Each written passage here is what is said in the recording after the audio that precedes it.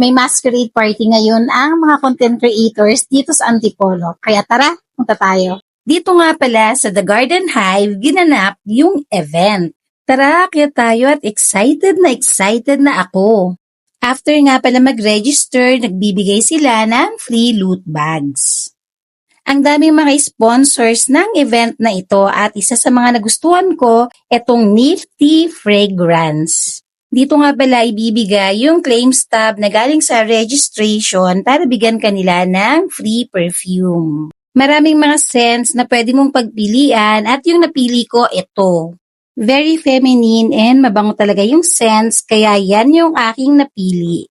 And while all of us are waiting na mag-talk yung mga speakers, naglibot-libot muna ako sa mga booth. Dito nga pala sa Bivera, nagsulat ako ng kind compliments.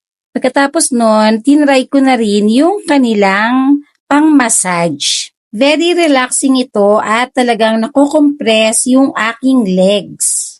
After ko nga pala dyan, binigyan nila ako ng loot bag.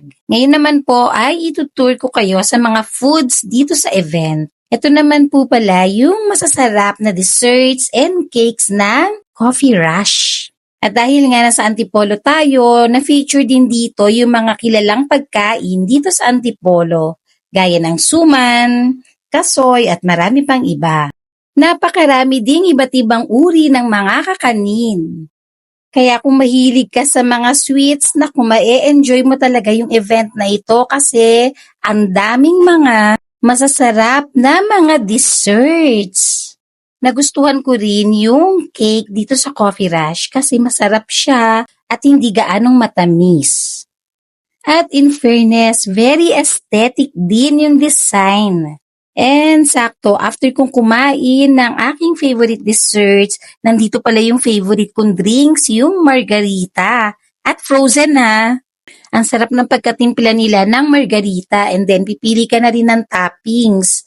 So nilagyan ko na lang siya lahat ng mga toppings na available. Ang sarap din nga pala ng mango fruit tea dito.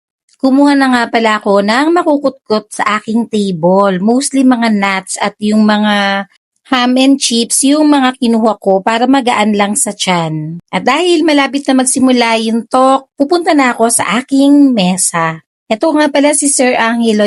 Sino rito gusto kumita kayo ng 6 digit and maka-experience nyo all expense paid trip?